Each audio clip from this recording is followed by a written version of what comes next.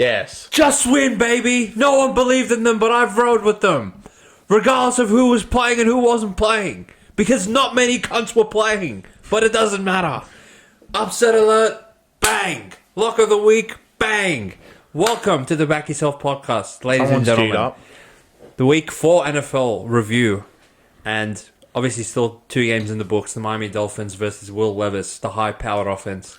And Seattle versus Detroit, Great which game. is an actual semblance of a game on Monday Night Football, but we do have the majority of round 4 in the books now. It's a fantastic week for Back Yourself Premium. The boys went about 6-2 against the spread, and we were not close on the Cardinals game, which we're going to get to them. Chris's team, the Washington Commanders, who are these guys? But I felt a little bit unlucky on the Steelers one. Obviously could have gone either way at the end. Too big of a hole to climb back for the Steelers boys, but I think we pretty much saw this round very well, Chris. Not close on a lot of these bets where we were getting points leading 28-0, 24-0. It was a good start to the day. It was a great start to the day. How'd you feel? You wake up at 3 and it was actually granted because 2 of your teams are up 21-0. Literally, if you woke up at 4, you missed it. It was incredible. Literally, yeah. And like to our American viewers, obviously we're Sydney-based, so Red Zone kicks off at 3 in the morning for us. And there's nothing worse starting your week, waking up at 2:55 a.m. and losing all your bets in that early window. But morale is high on the Back Yourself podcast today, but we'll shift it all the way back to Thursday Night Football, because we'll just do a quick recap of that one. We never commented on my New York Giants pointlessly covering against the Dallas Cowboys, who traditionally, in a get-right spot for these losers, would go and beat the dog piss out of Giants 40-0, 30-7-3, some garbage like that, but actually scraped a victory because of Danny Dimes' inability to convert red zone possessions into touchdowns. 5 field goals is not going to cut it against most NFL teams, and they pretty much didn't really look like winning because you just knew these cunts can't score. But for Aubrey to miss the kick in the end and for us to get home on that one, well, technically at Back Yourself Premium, we like to be tricky sometimes. So the rationale going into this game was we think this is going to be unders because Giants are involved, and any Giants game's automatically unders because they can't score. And defensively, they're decent enough that, I don't think many teams can just run out there, get 30 against them. In hindsight now, Chris, from what we know about the Vikings, only conceding 24, I think, in the end. Week 1 to them, and 2 of those came from defensive possessions. And Washington, only to concede. And Washington, to have those motherfuckers kick 6 field goals with 0 touchdowns actually seems impressive. So we took an alternate total under 50.5 and Giants plus 14.5. So even though Aubrey misses that in the end, not relevant for us, but for anyone that laid the early line with Dallas 6, 5.5, 5, you're pretty pissed off at that miss. But I feel like the right team covered in the end anyway. Chris, they played gun actually. Dallas. I think this is more like Giants. We already know dog ass. So didn't learn anything about those. We didn't learn anything. But Dallas, I mean, literally, your division is in jeopardy. And it's not by Philadelphia. Like, that's how bad you guys played. And yeah, next week's not going to... luckily you have a longer week, so maybe that will help. But, wow, next week's going to be really tough going to Pittsburgh. So, I think overall, Giants deserve to cover. I know Aubrey kicking that, even though he kicks like this, usually. But he missed that one, basically, for the spread. And, maybe he's in on it with one other official, which we'll get to them one of the games. That's fantastic. But again, Giants are plus 5. Anything more than 5.5, everyone covers. So I mean, shout out to them. But yeah, Giants defense is really proving to be a really tough task for a lot of teams, and seeing how many points they conceded against Vikings, how many points they conceded in against Washington, the gods themselves. So. You know what? They're sneaky, and they're going to get a few teams because of their defense, and it showed up again, but they are Danny Dimes. I mean, wow. Yeah. I mean, the Giants' secondary is obviously not fantastic, but their ability to generate pressure, stop the run is pretty good. Dallas, for having the worst run D in, the history of the sport the first couple weeks, now Giants get 1 yard a carry. How god-awful is the Giants' rushing attack that against, if you can't run against Dallas, then you just have to rely on Danny Dimes, which... Let's just talk about things in the grander scheme. Dallas, I feel like they really have regressed. They're no longer the team that you can just pencil in for 12 wins a season. They're 2-2 limping into Pittsburgh next week, and I really think it's going to be a a very long year for these guys. Parsons gets stretched off with a high ankle sprain. DeMarcus Lawrence looks like he's going to be out for a while. So you take away your two best run stoppers on a run D that's already conceding 200 yards to any competent and a running offense, team, which is god awful.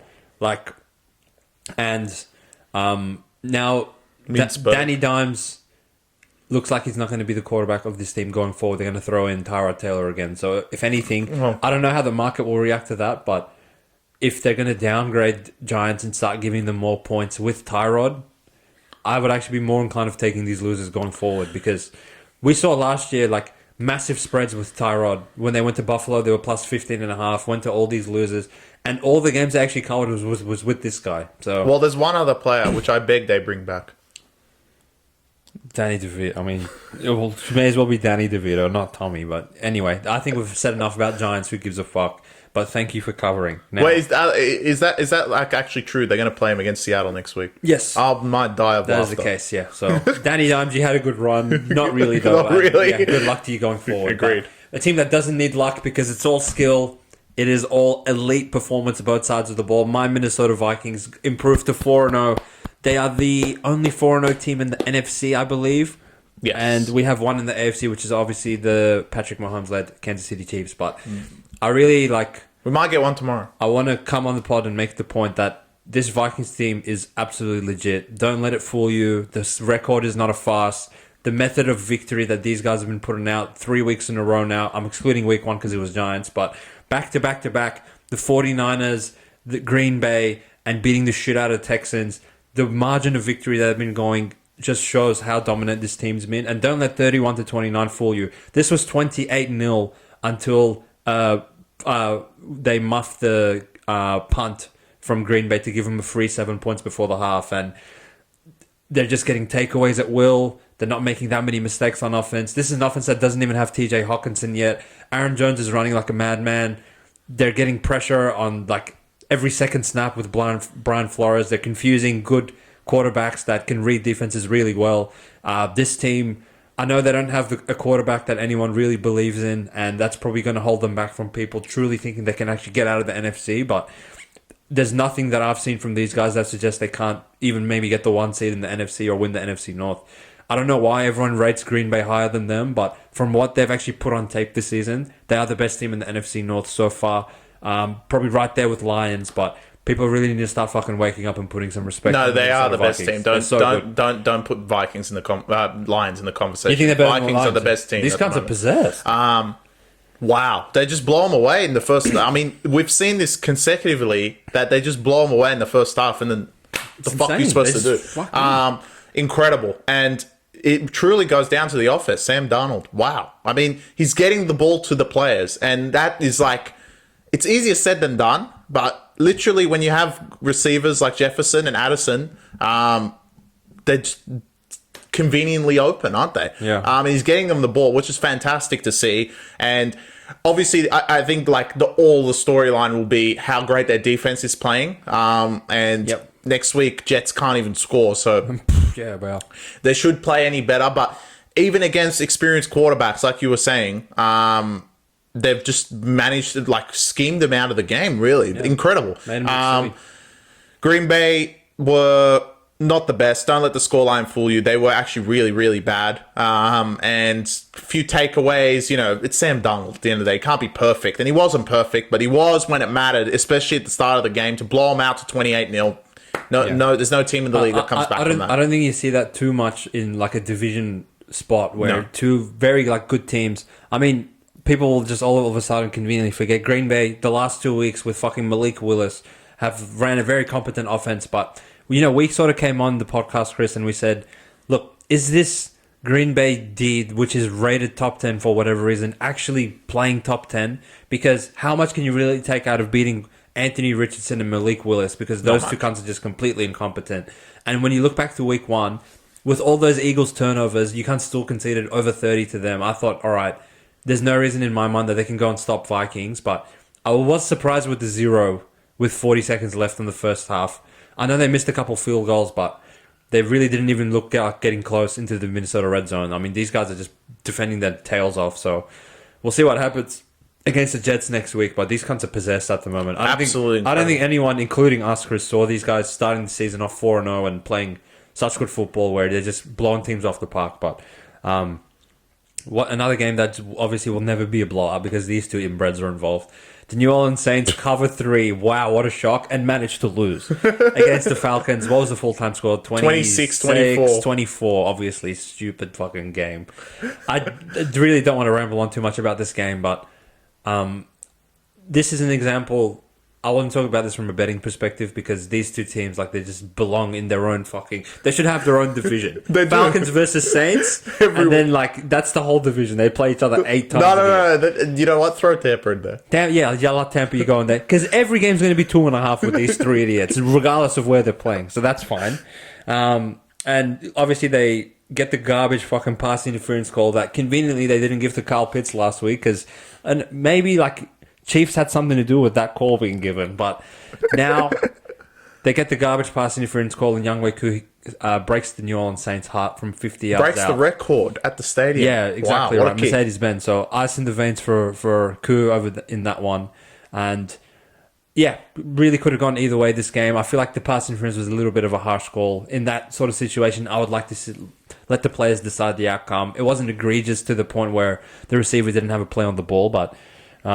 Yeah, Saints, like, you guys are just retarded. To go 2-0 in the fashion that you went 2-0 and then immediately lose the next 2 games to garbage. Like, they easily, if they had a semblance of a brain, should be 4-0, in my opinion. But it would break physics for these cunts to not fuck it up at some point. Well, they've lost the last 2 by a total of 5 points. So it is, like... heartbreaking because they could easily be 4-0 right now. Exactly. And if they showed one resemblance of that offense against Eagles, which we saw later in the same slate, about a bit later in the podcast, a bit idiots for just to push, like give them a little push and they'll quit. Yeah. And that's what happened against Tampa, literally. They quit, all right. But I literally think these two are made for each other. The franchises are literally made to verse each other every single week. It's incredible how this game ended up on 2. And also, like, the game-winning drive, you could already, like, sense that Saints were going to score. Yeah. When they took the lead. You knew it was going to happen. Yeah. Didn't matter. Like, it was on red zone for most of the time because every other game's obviously finished. And these guys are either running the ball or punting, and time just stays on the clock with these two morons. So they end the last game of the fucking red zone, obviously. And then they score, and then it's like, all right, how are Falcons going to go score, or how are they going to mess it up? Yeah. They got a call, and that's it. Yeah. Saints messed it up. So, shout out to the Falcons. They're back to, they're 3-1? Yeah. Wow. Fuck, they're awful. No, they're 2-2. 2-2. Obviously, because everyone's 2-2 in this stupid division. Yeah. Anyway, Carolina should have won today, and then they would have been 2-2 as well. Incredible. Yeah. Luckily, Tampa, I think. But luckily, there's not much analysis with these two morons. And just, you know what, sit tight, because the preview for week 5 is obviously starts off with Falcons again, and they play another division rival. And guess what? It's 2.5 again. I would actually have next week's Thursday night game be Falcons and Saints again. Just get it over with. I don't want to both games.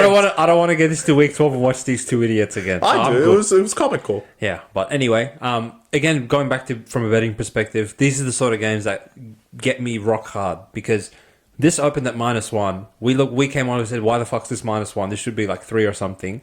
And then, so if you like Falcons, you had every opportunity to lay 1, 1.5. At the very worst, lay 2 and get your money back on a push. And if you like New Orleans, there was no reason to take them at fucking 1 or 1.5. They're retarded. And you could have waited and gone 3 on game day and easily, like, you're chilling, right? Once the Saints score the touchdown, you're like, all right, at worst, well, actually, you never know with these idiots. They could have conceded a touchdown in 3 seconds. Saints are good. But at worst, if Falcons are going to go all the way to the 40-yard line, kick a field goal, I'm still going to get home on that +3. So agreed. And if you manage to fuck it up on either side, just go to Back Yourself Premium. We'll look after you. We'll do the. And we will not send out anything to do with Falcons and Saints. No, God no, because this is just torture. Like, what wasn't torture? Put it here, Chris. That's 3 weeks in a row.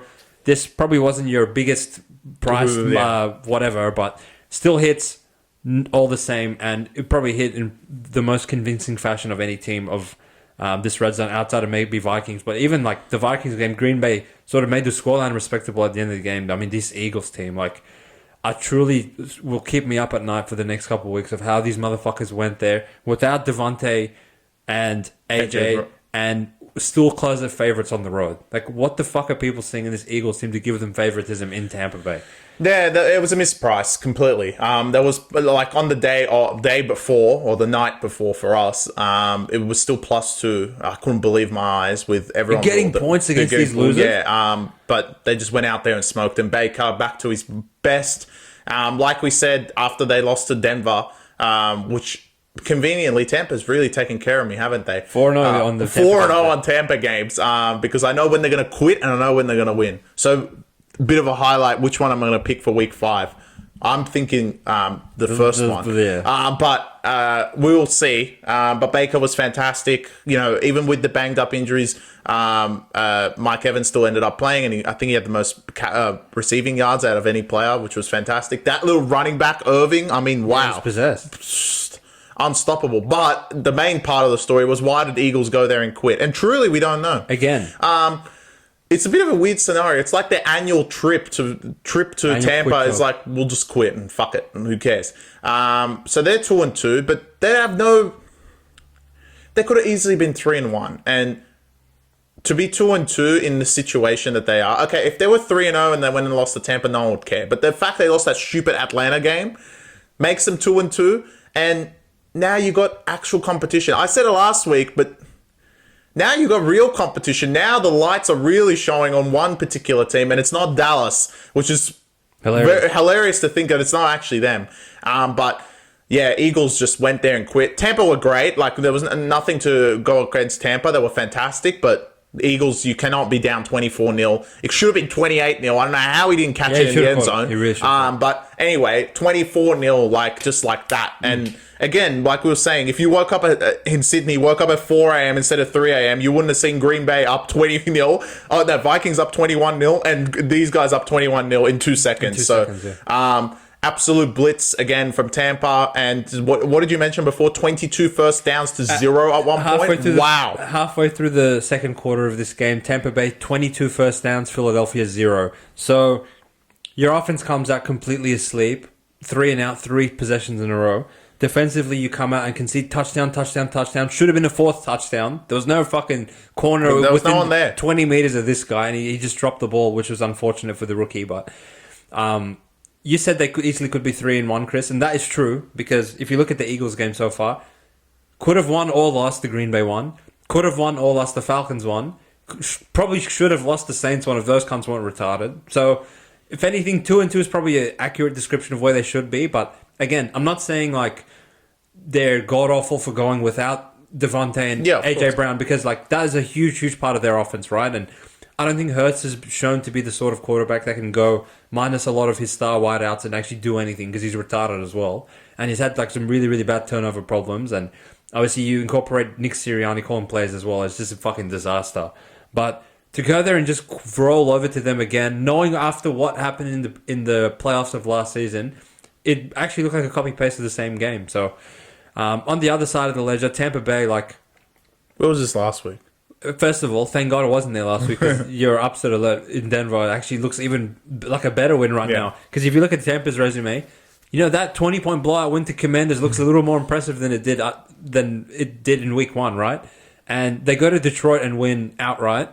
They quit to Denver for no reason, and now they're up 24-0 in 2 seconds against Philly, which everyone thinks they're gods. Can I give you an insane fucking fact right now, Chris? In the NFC, who do you think the betting favorites are to come out of the NFC right now? Tampa. So it's San Francisco, right? They're about plus 350. Who do you think second? Eagles. Yeah. Yeah, and they're not going to... Eagles are second past Vikings. Yeah. Green Bay. Lions. Yeah, I can see why. How in God's name are they ahead of Lions? They're fucking terrible. Because Lions are not going to win their division, are they? And what Eagles are? Well, they're so assuming Washington will screw it up at some point. And Eagles on the betting markets are still favorites to win that division. So yeah, it makes sense. But the way they're playing, all of that's wrong. But the way they're playing is not great. Look, honestly, it's literally just San Fran on their own. Yeah, like and there's 3 cunts in the NFC North. Literally, so all of these guys are just I'm gonna call this right now. This could be the greatest reel ever. literally they're all going to trip over each other, and San Fran's just going to kill everyone. Well, I mean, one team will eventually get there, like to play them in the championship game, but by then, like the damage is done. if they get healthy, like they're all like have little bits in their game that are not great, and they've all shown so far that they're actually not to par. And San Fran, okay, yeah, they lost to Vikings, they had nothing. Yeah, they lost to Rams, again, they had nothing. But when they're all healthy, I don't think anyone no one has a chance. I mean, it's not even close, in my opinion, at this point. not even between Lions. Lions are shit. They've been playing awful. Lions almost should have probably beat them last year. Yeah, but they've been playing awful this year alone. I agree. And we'll have to see on Monday Night Football if they go lose to Seattle at home after losing to Tampa at home, they're not even a shot. I think there's something wrong at the franchise. Like, what the fuck's going on? You guys can't score anymore? It's incredible. Yeah, incredible. Yeah. So like that was their backbone, the whole thing. They could score. So at the moment, like to see everyone else, like Eagles, like you're saying, a second favorite. Eagles are nowhere near San Fran. Not even close. So like, there's true worrying signs. And like San Fran were fantastic this week, but they played Patriots. So and next week they play Arizona, and it's just a domino of idiots coming for them. But Eagles. Wow, to go quit in Tampa again is really bad. Really bad from you guys. And I'll be short, sharp, and sweep on this one because I genuinely don't care at all. Like, for a game with this many points, it barely even made an appearance on Red Zone, it seemed. But the Bengals go and get their first win of the season against the Carolina Panthers, who, after winning the Super Bowl trophy in Las Vegas last week, couldn't quite back it up this week. I want to look at things a little bit from the Bengals' perspective because I don't care about Panthers at all. Normally, like on this podcast, I think we're quite fair in... We will talk about any team and any game for long stretches. Like, we literally just sat here and talk about Giants for 10 minutes, but Panthers, like, there's just nothing interesting about these cunts at all. They have no, like, players worth watching. The Bryce Young should be there. At least it'd be Bryce Young is... The infamy associated with him makes me more likely to, like, want to watch Panthers as to how god-awful can this guy be. But Dolphin, like, he's all right. Yeah, he's going to make some conversion. He's going to convert some third downs. He's going to put the ball in the end zone a couple times. But he's going to fuck it up sometimes as well. And, the play where they got to him and he threw the ball 10 yards into the air and they picked it off was pretty funny. But I want to say on the other side of the ledger, I think the Bengals have a top 5 offense in the league. And in my opinion, it's actually better than it has been in previous years because now, convenient in this stupid fucking sport, who was the running back that went to Texans? Joe Mixon. It's Mixon. So after him being the absolute bell horse for these guys for 5 years, now that they got rid of him, their run game's actually better. And I don't know if that's like because the O-line is giving Burrow a bit more time, but it seems like A, they're more willing to run the ball, and B, they're more effective at running the ball. So they're not really finding themselves in 3rd and 9, 3rd and 11 heaps of times and just saying, Burrow, please save us like they have been in previous seasons. But I think what will ultimately let this Bengals team down is defensively. They're just not quite where they need to be to contend for a Super Bowl. You look on the other side of their competition, Baltimore, absolute defensive statement today against the Bills, which I'm going to really get to them in a bit of what I think about the Ravens. And Kansas City, it just seems like conveniently when any motherfucker is on 4th and inches to make it a game against these losers, they manage to get a stop every single time. Man. And they have Spags and Chris Jones, right? But on the other side of the ball for the Bengals, like there's just not... I mean, Hendrickson's fantastic, don't get me wrong, but...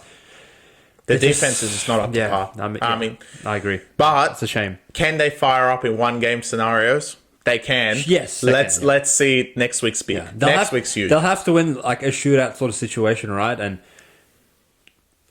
kind of in hindsight, maybe the Washington game is not that much of an outlier from this Bengals team because they seem to be doing that to everyone. But it's the Patriots. And they did go to Kansas City, defend well. They defended Patriots quite well. And today, Panthers, sure, they put a lot of points on the board, but the Bengals team, like as a whole in general, to be in a 1-3 hole, going to playing the Ravens next week, obviously that's going to be massive for their... If anything, it's probably a must-win, right? Because if you give Ravens a win and you lose your home game to them, knowing you're going to Baltimore later in the year, it's probably game 7. The first division rival of the North, right? Yeah. But I'm surprised they didn't schedule one a bit earlier, right? And they're lucky. I think what they've done this year, Chris, with that division is there's going to be like literally a 12-week stretch where they just all play each other, and they're going to fucking kill each other. Even like Browns by then will probably get a lot of their players back, but it doesn't matter. Beyond help, it seems, which obviously lock of the week here for that reason. These cunts are something new. But one team that you could argue they should have gone 4-0 today. We can jump over to them. Let's do it. The Indianapolis Colts get their win against the undefeated Steelers. Up until today, losing by 3 points. Just gave away too much at the start. I mean, the start for Colts was incredible, 17-0 in 2 seconds. And Pittsburgh, I mean, to score, like, even for them to score 24 points, I thought Fields, like, throwing the ball was pretty bad, but running the ball is something he can do, and he does put his body on the line, and that's why they actually scored 2 touchdowns to make this thing close. He put his body on the line, and he actually got 2 rushing touchdowns, which was fantastic. But overall, there was chances in the game that Steelers could win this, but just giving away that start in a team like the Steelers, you got to keep games close, and in any of those situations, if they just kept one of those to a field goal, they win this game. So, I mean, the defense, who has been great for the past 3 weeks, did seem a little tired, and also, like, the run game of Taylor is really annoying. But after that, then, like, even Colts, like, stopped the run because it wasn't that successful. Then just pegged the ball at Pittman, and it seemed to work with Flacco. So, I don't take too much away from this game. Colts still suck ass. They do. And Steelers overall, like, a big statement will be next week if they beat Dallas, because then they'll go to 4-1, knowing that Ravens are playing Bengals, and Browns are not even a franchise as far as I'm concerned after this week. So they're in the commanding position to win this division right now, especially being the first divisional game being Ravens and Bengals. So first divisional game of the year in that division. So let's see how they go. But Steelers overall, like, wasn't a great performance. Could they be 4-0? Yes. Should they be 4-0? Maybe. But Colts, a well-deserved win. At least they get 2. Like, they got 2 wins on the board. I think they were very good in week 1 and unlucky not to win that one. So I guess 2-2 is perfect for them. And Steelers 4-0 would have been like, wow, who the fuck are we playing going into Dallas? So 3-1 probably suits them right. That's pretty much my take on the game. I actually want to say, Chris, I leave this game feeling a little bit more encouraged about the Pittsburgh Steelers, even though they leave with an L in the loss column. What, they can score? Yeah, they can score. And, traditionally, Pittsburgh Steelers of the past couple of seasons, with whatever inbred they decided to play at quarterback, if I told you they're going to go down 17-0, you'd be like, it's over. These kinds of finish. There's no chance that they're going to get 20 plus in a half of football, right? But they even struggled to put 3 points on the board in that first half, and obviously Anthony Richardson goes down. I actually feel like there's probably no adjustment made for Flacco coming in, because you get a little bit more level-headed playmaking, decision-making, and Anthony Richardson, he's capable of anything. Yeah, that's true. Good and bad. Maybe Colts score 30 with him. Maybe Colts fucking turn the ball over 8 times with him. You don't know. You just don't know. So, at this point, Steelers are just like, if one thing I was concerned about going into this game, I said the Colts run blocking and pass blocking is probably top 3 in the league, and in the event that they were to get a big lead, I would have been like, fuck, like, they're just going to run the air out of the ball, right? But from that point forward, I think Jonathan Taylor only really got like 2 yards a carry. So that showed me that when Steelers need to stop the run desperately, they can, right? Which is very impressive in my mind. Hayward, TJ Watt, they didn't even have Highsmith playing in this game. Yeah, they actually like put these boys in handcuffs in that second half. And on the other end, sure, Fields is no Tom Brady from the pocket. Don't get me wrong, I'll never confuse him for that. But the RPO where you don't know if Najee's getting the ball and he can just pull it out of his belly and run himself, he's probably better at running than half the fucking running backs in this league. And especially down in the red zone, like, if they had Kenny Pickett, they would never score down there. Yeah. All they were doing is kicking field goals. But now at least they can get a bit creative with how they decide to run plays down there. Russ is back next week. Maybe they'll put him in. Worst case scenario, you can just close your eyes, peg the ball at Pickett. So, like, it works out pretty good. And you didn't hear what I said. I know Russ is coming back. I chose to not acknowledge what you said. Wake up. Don't put Russ in. Actually, I don't mind. It's a win-win with these two inbreds. Essentially, even at the end of the game when Fields was driving them down, looked really good on that drive until they snapped it without him realizing. And then, look, he's not some god to start converting fucking the 3rd and 20 from that point. So I feel like we were on the right side, giving his Steelers out at pick 'em. They closed at -2.5. Probably, I can't say it's too bad of a beat, because like Steelers are not some gods, and it was a little bit square to think they're going to go 4-0, 5-0, 6-0, but Colts, you guys are really bad, in my opinion. Like, if you guys were actually competent, there's no reason to concede all that big of a second half comeback. Correct. The Steelers have all can't. So they can't even score. Colts are really bad in my mind. They're Chris. really, really bad. But next week, it doesn't really seem like Anthony Richardson will be back next week or the week after. So perfect. The hype for Flacco.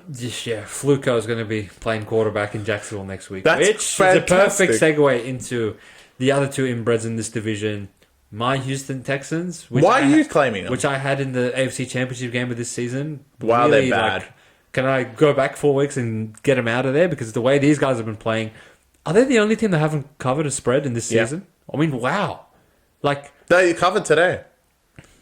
Well, you would have thought so if you looked at the last second, which I'll just allow you to explain to the world why this potentially could have been scripting. I mean, the play's here. Is he stopped on the 1 yard line? No, there is no momentum stopped. He's tackled in his own end zone, which is safety, which means it's 2 points on the board, which means Jacksonville didn't cover again. But no, they changed the score. Oh, yeah, it wasn't 26-20. It was 24-20. And Scott Hansen on the red zone actually said, that must have been key for some people. And it's exactly why it was key, because the spread closed at 5.5. Scott Hansen was on -5. He must have been. And literally, that was probably the only part of the game that I actually enjoyed. The rest of this game was really bad. And I'm glad it wasn't on... Oh, it was on red zone, sorry. Every 2 seconds, it actually was, because Nico Collins has to complete another 300 yards to break the new record set by Dylan Edwards himself in the NRL. Unbelievable. But literally every time, it was either completions to Collins, the 5,000 rushing yard touchdown, which I've never seen like Jacksonville do anything, or Trevor Lawrence going 3 and out. Or a flag for holding. A flag for no reason. Literally one of the worst games that was on red zone. Like, I thoroughly was not like picturing where this game was on red zone. I was picturing one other game, and I still didn't know who scored or if anyone scored. And there's one more game. Last I checked, it was 0-0. Some would say that. But yeah, truly awful. Jacksonville, I'm still betting on the fact that UConns might not get a win for the whole year. Are they the only team without a win so far? No. Well, there is one team who's plays tomorrow. Let's see if they get a win. Will Levis and co. But well, you're implying they're a team. Well, I think they're a collection of individuals. Well, okay, so there's 2 teams. One's 0-3, and they're one's both in 0-4. the same garbage division. I want them to play each other as soon as humanly possible and tie, hopefully. But yeah, Will Levis. I like him. Texans, for how much you were hyped up through the early start of the year 4 weeks ago, saying had you in the championship game. You guys look really, really bad. I don't know what it is. Like my biggest flag is defensively.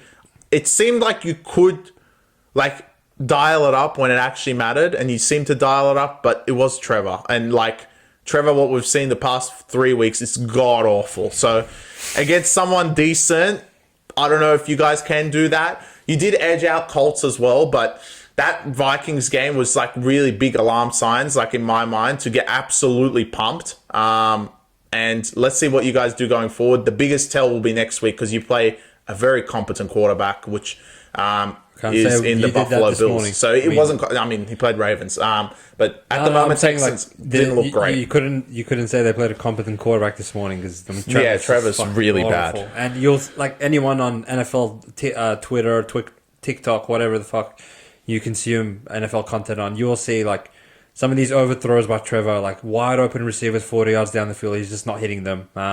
Wildly inaccurate. For someone that came out of college and was just touted as, he's just a can't miss prospect of he can't just come in and not do the, standard consistent things that a good quarterback should do. That's really alarming in my mind. And I have absolutely zero concerns with this Texans team going forward, Chris. I feel like all the things they're not doing well, they can rectify themselves. There's no reason to have this much talent on the offensive side of the ball and just consistently find yourself in 3rd and 15, 3rd and 20, because what did they have? 13 penalties today, bunch of holding, bunch of false starts.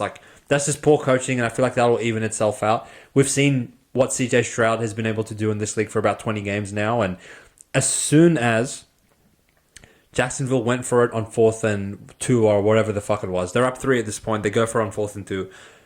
I want to give huge shout out to Doug Peterson for not being a pussy. You cunts are already 0 and 3. You know if you kick your field goal, you cunts are going to lose anyway. So I'm really happy that he's gone for it in that situation. But unfortunately, your offense is just not executing at a good enough level to put it in the end zone. So also, like, Shroud, why are you not passing the Diggs? I swear you didn't get the ball the whole game. Well, they just, again, consistent holding.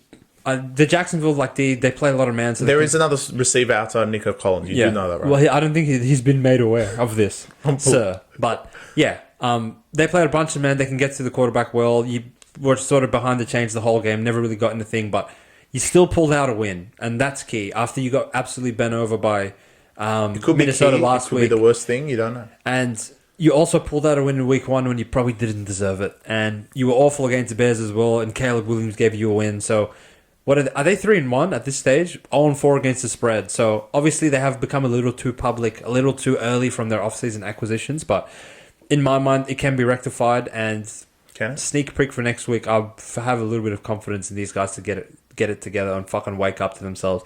On the other side of the ledger, look, Jacksonville, I'm really proud of you guys. You didn't quit. You went out there and you covered 5.5 by the skin of the fucking officials' teeth, who sat there, looked at the play, saw this cunt catch it on the 1 yard line, go all the way back into the end zone and drop the ball, and then he was like, "Oh no." Yeah. 1 yard. And then the other official was like, "This game's already over. I don't give a fuck." I'm sick of officiating Jags. We gave them so many calls, they still lost. So fuck them. So now at 0-4 for this season, you cunts officially can go quit on the year. And I don't think I'll come on this podcast once and say, "Oh, have a bit of like heart, show a bit of pride or whatever." Don't show pride. What if when they play? Don't show courage. What about Tennessee? No, I like Will Levis. I would want him to win. Because then you can come on and say that. Imagine the end of season reel that you could create, going back all the way to week 2. Firstly, saying that Panthers will win a game before Jags, and secondly, saying I genuinely think these cunts will win a game for this season. I'm rooting for you, brother. That's so bad. Rooting for me would mean that rooting for the last game in red zone. You take Bears. There's 2, mate. There's Bears of fucking war. Let's go, baby. The Windy City is a motherfucking fortress. It is a fortress. And we are debuting a new segment as per my business partner over here, who truly came to me, giggled with a smile on his face. He wanted this. So this is a back yourself premium. We're claiming this. This is not upset alert. Other people do it. Lock of the week. Other people do it. We are the only podcast in the world that will be doing the weekly sharp but blunt bet, where seem sharp, all the professionals are on it. The number is so good and it covers at 80% in this spot. But whoever took Rams +3, I'm sorry, boys. It was sharp. I agree with you. It was sharp. This is the whole point. Like, you take Stafford, you take Sean McVay, and you're giving him 3 points against an inbred quarterback, and Eberflus is beyond help. Even Turbo can't save this cunt. But obviously the Bears prevail, cover the number of 3, 2, 1, 0, pick 'em, whatever you took with the Bears, you won in the end. And I don't know if they really deserve to cover -3 in the end. I feel like a lot of shit didn't go the Rams' way. They had to settle for a lot of field goals because that Chicago red zone defense is something legit. And in the secondary, they're outstanding. To not lead at halftime and actually be down 10-6 instead of being up 9-7. You miss a field goal, give up 30 yards, they kick a field goal. Now you're like, fuck's sake, we're up 4, even though we sort of completely dominated this half. And then a couple of key turnovers from that the Chicago defense forced, gave them good field position. And then it was sort of put the belly in DeAndre Swift's hands, and they can sort of run their way to a victory there. I think the Chicago, we got them at a very good price in laying only 1, Chris, and I would have been shocked if Rams won in the fashion that they won last week against San Fran, and they went to fucking Chicago in a place that no one really wants to play, let's be honest. In those conditions and against that defense, it's just like a task too high for Staffy, and in the end, I think the right team probably won, and I'm happy that Chicago are now 2-0 at home, 2-0 at home against the spread, and 0-2 on the road. So well done, Chicago. No, they covered it, Texans, by half a point. Well, anyone can cover against team. But the only thing I want to call out, Caleb, wake up, as per usual, was awful. But the Chicago defense is legit. I mean, poof. Good luck playing them in Chicago. They seem just such a good, well-drilled unit, and they are, yeah. Fuck playing them. And legit, they're covering these spreads 3.5, 4.5 because of their defense. Yeah. And literally, bro. They're just copy pasted the same line because 4.5 next week as well. But the Chicago defense is playing outstanding at the moment, and they've been really good for me so far, keeping themselves afloat as well in that division. With Vikings, you know, they continue winning, but Bears stick around. A lot of people did have Bears really highly. Like I don't think they can win the division. They're not some guys, but you know what? They're not playing bad footy, especially their defense. Caleb, if he wakes up, they have a chance. And I guess what you can say about them, Chris, is you would hope, and if this is not the case, then it's very big danger signs, but week 15 Chicago looks a lot different to weeks 1, 2, and 3 Chicago. Obviously, Caleb's just making incremental improvements every week, and if they just keep in this trajectory, the defense is going to keep you in a lot of these games. So how the fuck is he going to throw in the snow? He's going to close his eyes, peg the ball at Moore. DJ Moore. Yeah, anyway. Cole Kmet. I hate that guy. But anyway, Chicago, you guys did well to win this game. Rams. Will I be... Rams are okay. They're fine. Is this too early to say this, Chris? They're fucked. I actually would... Rams, can you guys just quit on the season? No. I'm sick of them. They're all right. They have a good Just offense. quit. Without players. They don't have players. I'm not saying they're bad, right? But just like... Give Staffy like a year off. I hate seeing Stafford just run out there with Tutu Atwell and no players blocking for it. Well, maybe you'll get players soon. I don't know when the boys are back. Well, Puka was on IR. I would hope Cup returns probably like at least if not next week, the week after. Because if you get to a point where you're 1-4, 1-5, like just fucking pack it up. Am I claiming sharp but blunt? Like is this my segment? I think it can be We a can joint join. one. Okay. I think we're in agreement this week. If we disagree, we can give one each. Okay, all right. Sharp but blunt. Because in this sport, there's plenty of candidates for sharp but blunt. So yeah, for sure. I'm not sure we'll take it over into the NRL. Nothing sharp in that sport, but well, we do get a few, but it's not every round. We're gonna have to segregate. We'll just do it in the prelim finals. That's it. Sharp but blunt. To close off Red Zone, a really, really, really, really, really costly loss. Oh, funny game. Hilarious. You can talk to the hilarious side of things, but I want to talk in the grand scheme of the season. This was a really, really bad loss. Jets. Like, that was really bad. Yeah. You boys, like, at 6-0 at halftime in those conditions, with Bo Nix having -5 yards gain in the first half, for you cunts to go out and lose outright, like, you really should be 3-1, boys. And to start the game, Rodgers is sacked within 3 seconds, and you fumble, don't concede points, and it seemed like the entire game you just lived in 3rd and 9, 3rd and 12, 3rd and 14.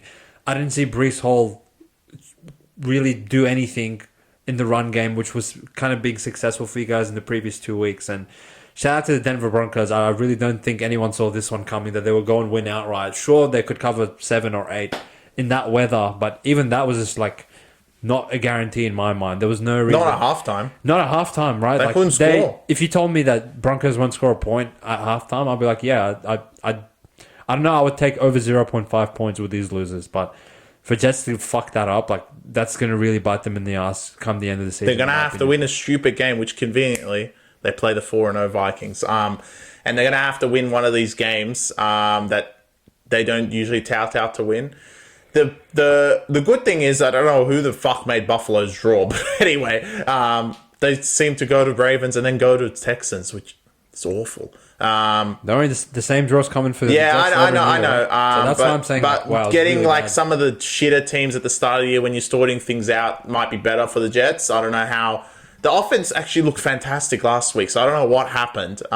Patriots. It is Patriots, but the defense actually, I mean, they only conceded 10 points. You can't really say much about the defense. If they can't score 10, then you're going to lose in a football game. So, not scoring a touchdown this game against the Denver Broncos. Again, Denver Broncos defense, like I say about the Bears, is fucking legit. They kept Baker to 6 and now kept Rodgers to 9. That's very impressive. And very good defense. Now go and go fuck it up to another inbred team, like, i.e. Raiders. Hey. Inbreds. I like them. Yeah. Well, why'd they win at Ravens? You still trying to figure it out?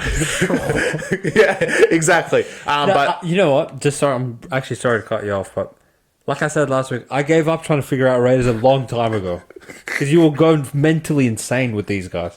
Yeah, we'll add that in for later. But yeah, Jets costly loss. You guys are 2-2 for no reason when the NFL legit gave you a layup with the 2 games you had at home.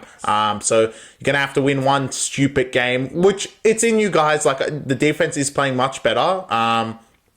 But now you got a really good offense. So let's see Sauce versus Jefferson. It's going to be a battle, and it's in London. So, conveniently they've put the 4-0 Vikings in London, which is actually pretty hilarious. Good job for them. Good game. So I hope they enjoy it. It's going to be unwatchable basically for us because it's at the worst time possible on a stupid day. One of some robots, but yeah, we'll make sure to watch the highlights for that one and see if the Vikings go 5-0. But Jets costly lost. Denver, like, what was the point of winning? You guys are 2-2, winning 2 road games, and if you go home and fuck it to Raiders, I truly will be amazed by your team. Bo Nix, I still like you. Yeah.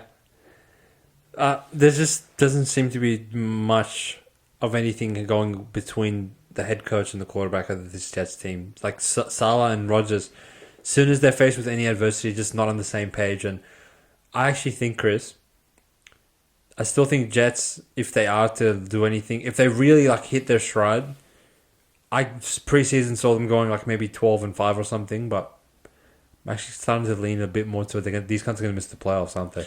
Not with that division. I think they will. Nah. They're going to get enough wins from the inbreds. I really think... Towards not going to come back? What inbreds? These guys are playing inbreds at 2-2. Wake up. That's what I'm saying. So this Buffalo draw, they have already fucking go to Ravens every second week and then go wherever. That's coming down the line. He's going to take this away, and I said this weeks ago. The Jets draw is actually piss weak. And no one, we usually say this in the sports that we have down under, that some teams obviously get a piss weak draw, but after this podcast, he's going to go through the Jets draw and understand how piss weak it is. I'm telling you, they don't play these guys. They have Buffalo twice. Yeah, everyone. I mean, that's the division. Obviously, you're going to have Buffalo twice. They have Bengals, Ravens, Steelers, all on the schedule. Yeah. And with the way they were blocking Denver, you want them to go block TJ Watt, do you? Listen, mate. I believe in my Jets. I'm worried they're going to miss the playoffs. They're going to make the playoffs and cause noise, bruv. Because I feel like Jets, in the heart of their franchise... They can't score. In the foundation of what they've been built on, these kinds of quitters. In my mind. They are... Look, we've spent way too much time on Jets. Wake up. Why the fuck did you lose? Correct. Now, on to the next slate of Red Zone. Oh, of Red Zone. Here they come. The Globetrotters. The gods. There's not much... there is a lot to say. When you look up offense in the dictionary, you see this team. You see their logo, the Commanders. I mean, punt. Stop just going out there and scoring fucking 50 drives in a row. It's infuriating. Why is Jayden Daniels this good? Wow. Why is he breaking physics? Maybe rookies? My reel will go nuts later in the year. It should. Whew, they are on fire. Wow. Washington absolutely smoked Arizona. Wrong side of the ledger for me. I thought Arizona would definitely go out there and crack, and I didn't see this guy not punting again. But anyway, he actually threw a pick today, which is a first, but it didn't matter. They scored 42 points against Arizona on the road, and now a 3-1, lead the division outright. Dallas and Eagles, I told you back in week 3, wake up, because Washington ain't a fucking pushover, and they're really on a roll now. 3-1. The whole league is basically talking about them now because they've generated this fucking offense from nothing. Again, like we were saying, the win against Giants shows how good the Giants defense was. The win against Bengals. Who they play week 3? Bengals. Yeah, they lost to Tampa. Lost to Tampa again. You were the only that came out and said these guys actually played all right. Yeah, exactly. So, they haven't actually put a poor performance in. Will it come? Probably. It's Washington. But... Well, that's what we keep saying. But at the moment, incredible. And they get to play the biggest layup of all time, in my opinion. These fucking inbreds next. But at the moment, on fire. Arizona, you finally had a bad game. You chose this week, didn't you? You fucking inbreds. For the Washington defense to hold Kyler on a 4th and 1, there is maybe a handful of teams, not even that can do that. Kyler was god-awful. And again, they just made him look god-awful. I mean, both sides of the ball playing great, but the fact that the Washington offense puts so much pressure on the other team's offense because they're just not punting is incredible. Yeah. It will regress. I don't expect them to keep fucking scoring at least even 30 points a game, but the way they're playing right now and the offensive calling is incredible. The run game from both Bijan Robinson and Jayden Daniels. No, is it Bijan Robinson? No, that's the Falcons. Who's the other guy? There's another Robinson. Well, it's supposed to be Eckler, but he's out, so it's Brian Robinson. Brian Robinson, who was fantastic today. Yeah, literally. And their run game was incredible. You can't stop it. Like, I feel like every single drive with these guys, they're always in 2nd and 3, 3rd and 2, 2nd and 4, because they run the ball very consistently well. This Brian Robinson guy, like, he's making at least 6 yards every single carry, and then they have Cliff Kingsbury, and they're willing to just there was no expectation on Washington at all this season. Everyone said they're garbage. They have one of the worst defenses in the entire league. But as Chris said, their offense is their defense in some ways, because and Joe Burrow learned the hard way. You punt or settle for field goals, you're apparently just going to lose, right? So at this point, if you're consistently in 2nd and 3 and 2nd and 4, and you have no expectations, you essentially have 3 more downs to just go for it from anywhere past the 40-yard line of your own side. And this guy just doesn't get sacked, doesn't make bad decisions with the ball. Even the interception was a great read, but he just sort of overthrew him, so execution wasn't there on that play. But the way that he's interpreting what the NFL defenses are doing 3 games into his career, now 4 now, I mean, this kid's insane. He's playing incredible. He's actually like CJ Stroud on steroids from last year, where we were like, oh, CJ, like, he has to throw a pick, he has to, like, not put a good performance in. Yeah, but it's because it's the running. It's so annoying. I know. Like, he's so mobile that, like, it's just, I actually can't bear to watch this team or bet against them. So I'm not going to bet against them for the next, 5 weeks. He's playing like Josh Allen right now. I know. It's incredible. It's insane. And then, like, the receiving core is pretty good, and the pass rush is good as well. So they're getting to your quarterback. You're not getting to theirs at all. No. And Cliff Kingsbury's play calling is so good that, sure, like, a lot of teams get to the red zone a whole bunch and don't do anything in there, but these guys are turning every single red zone trip to 7 points. Yeah, and the defense for Eagles and Dallas has been shaky. And shit, even, you could say. You could argue so. And against the best, like, you could actually argue Giants are the best defense in that division right now. Yeah. And Giants are god-awful, but against them, they still beat them. Yeah. So I think, but I do believe a competent defense with a great offense, the teams I think of, Vikings, Detroit, who else? Green Bay, they would be annoying to them. San Fran would murder them. San Fran, I mean, that's not even a contest. Maybe like someone like Ravens would really annoy them. I think like their run game would be annoying. But you were talking about like really strong teams. Yeah. And this is not Washington. This is Washington. Washington were what power rated to be the 2nd worst team in the league? Definitely not that. Shout out to the Commanders. They're fucking... Again, wake up. On a fantastic trajectory. But on the other side of things, like... All right, Cardinals, you conceded 40 again. Like, that's fine. Everyone concedes for 40 to these guys. What the fuck was your excuse for starting the game out, going boom, boom, boom, touchdown, and then just straight after that? I think, like, that was really concerning for these losers. I mean, it's Arizona, so who gives a fuck? Definitely not me, so I'm going to move on to something I want to talk about a bit more.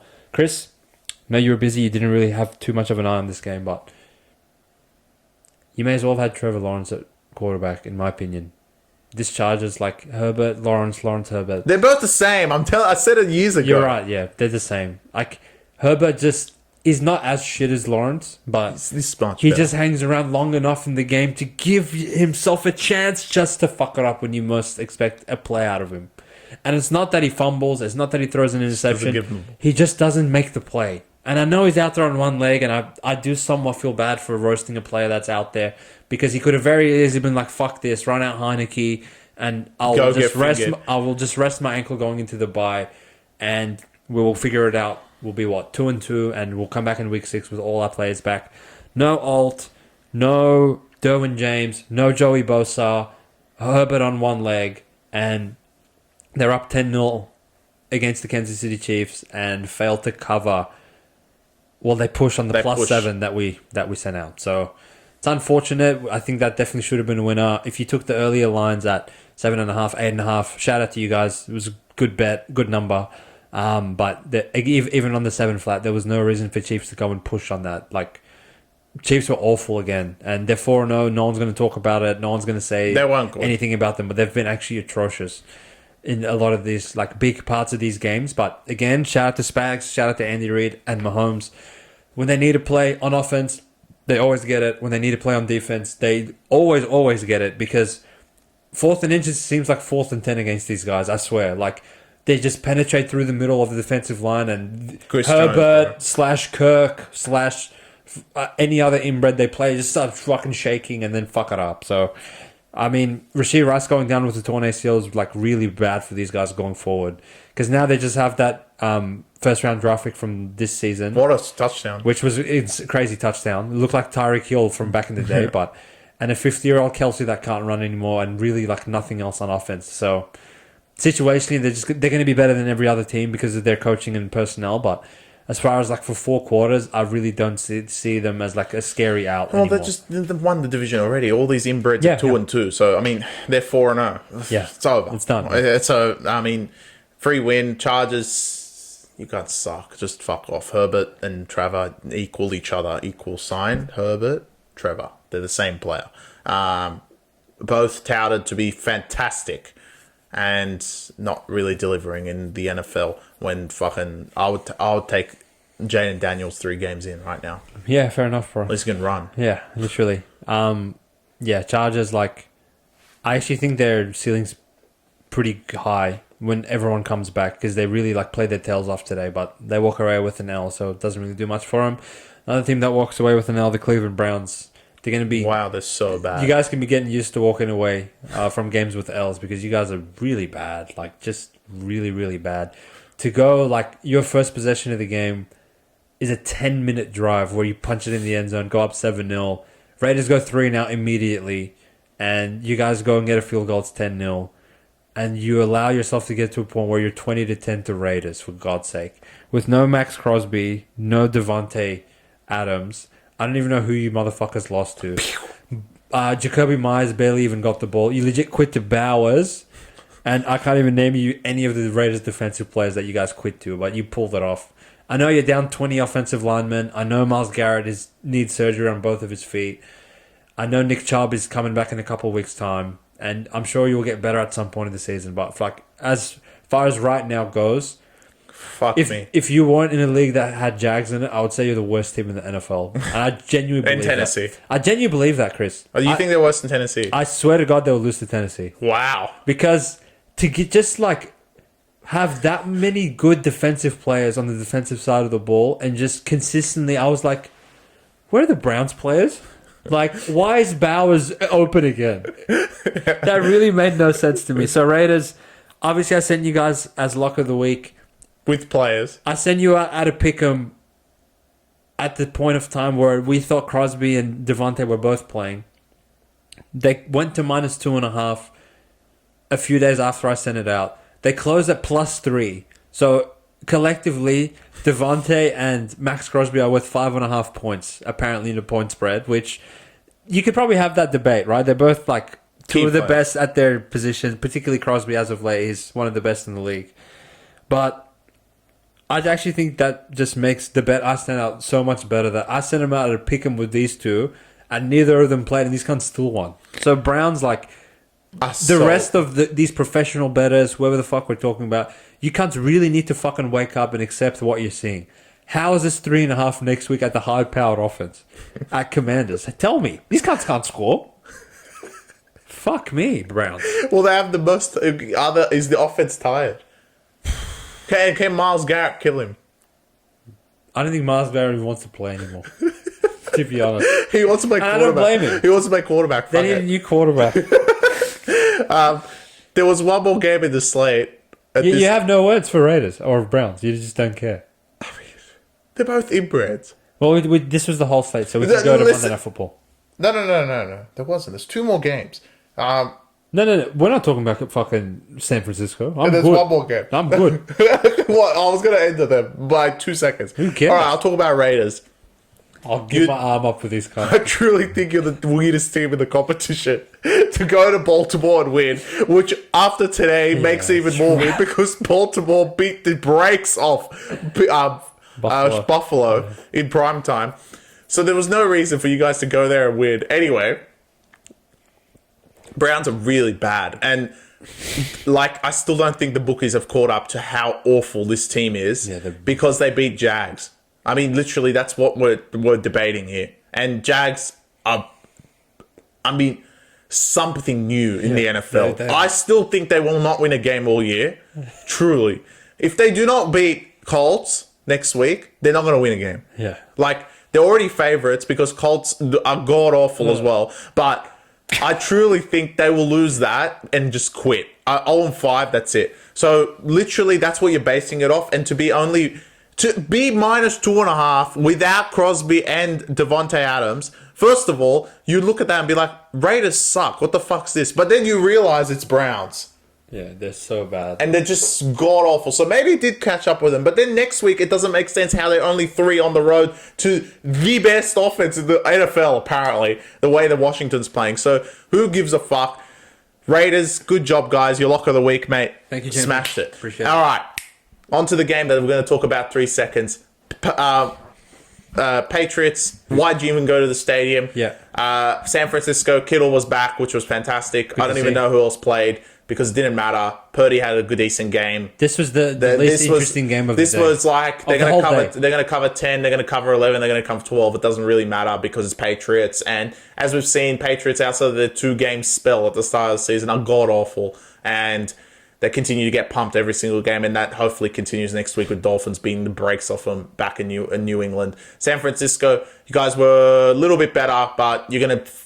I feel bad for Arizona already. My God, they're going to get killed if everyone is back. Yeah.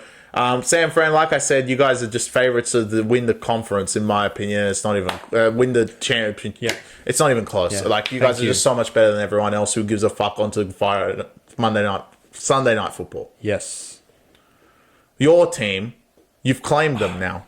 Literally, I came on and Buffalo's performance against Jacksonville somewhat intimidated me a little bit, sir. But the more I thought about this game and the more that I saw the spread not move, even though Buffalo won in such convincing fashion, but it did move. For those of you that were paying attention, we did see this get to 3 probably half an hour before kickoff. And I did load up on the 2.5 thinking that, okay, we've had enough underdogs for today. Fuck off. And let's go Ravens. And I'm going to make the case with them, Chris. I think the Baltimore Ravens are the best team in the NFL.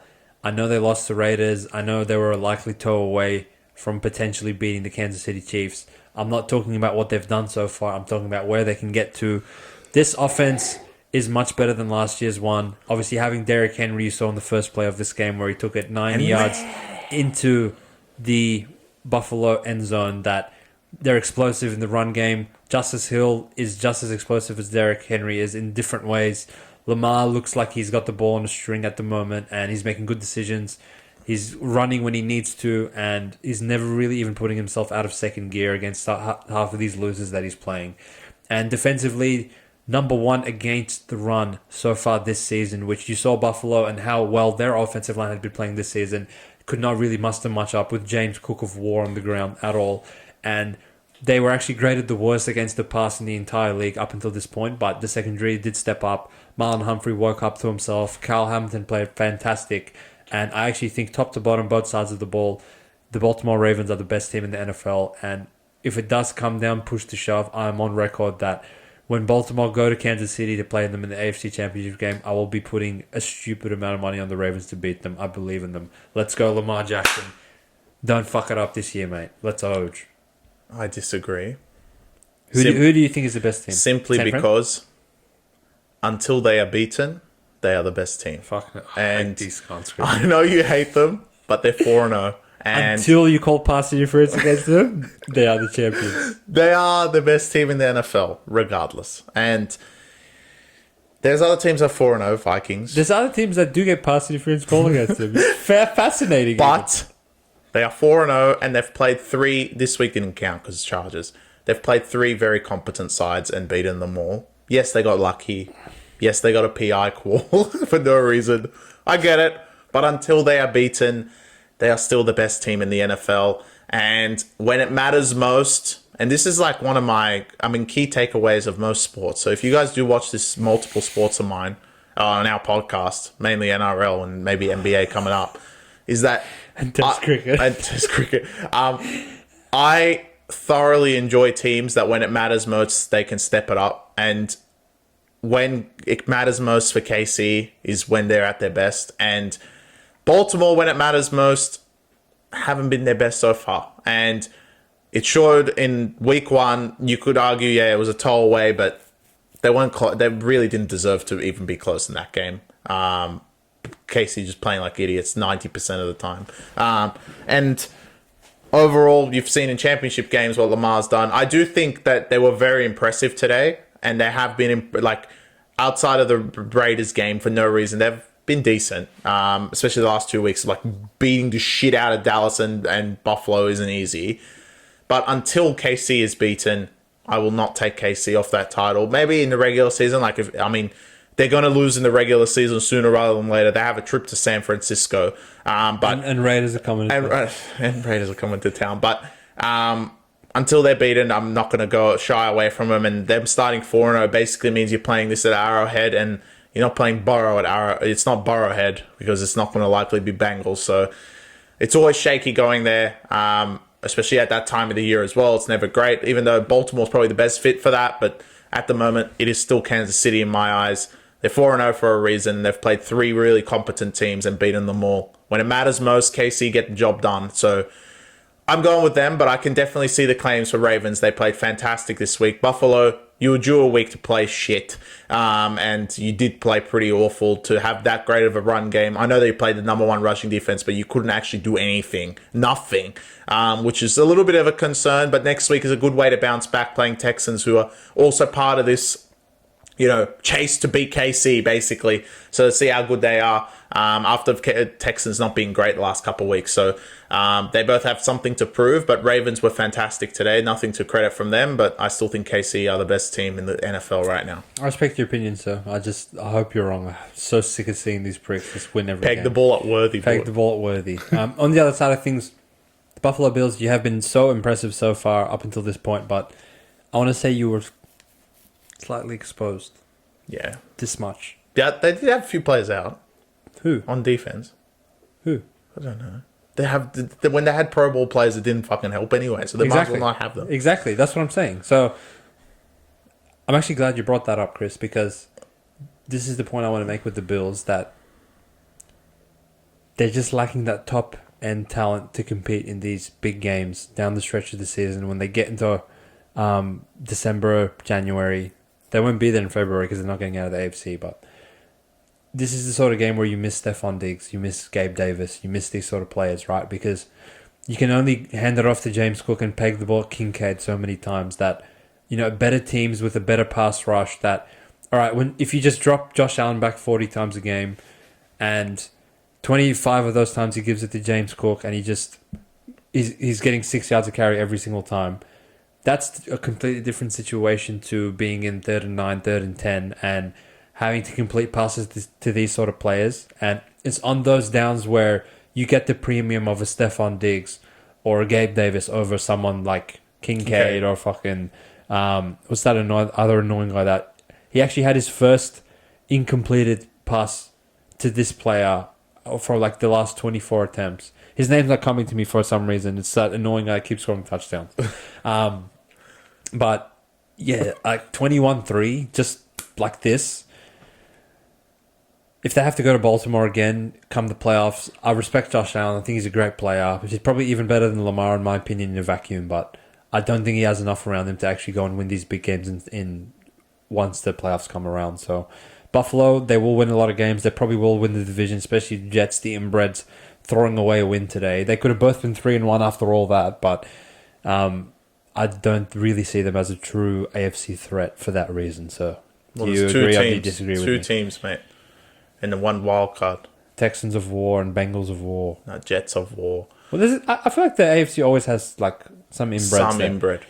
Obviously, Jets. like Miami, fuck me, they're so bad now. Jets, you could probably put them down. Jets and Bills, like, all right, if they figure everything out, they'll be there. Bengals, if they really like get clicking on all cylinders, you could never really quite write off Burrow, Chase, and the boys. Bro. Pittsburgh, we'll see what happens with them. Obviously, people rightfully so are going to question a team led by Justin Fields, but Ravens obviously been there, done that. Just can't quite get over the hump. Chargers, full strength, actually have a lot that they match up well with Kansas City, and they've always played them close, even though they always lose. Like, every single time they lose. Raiders even go and beat these cunts sometimes.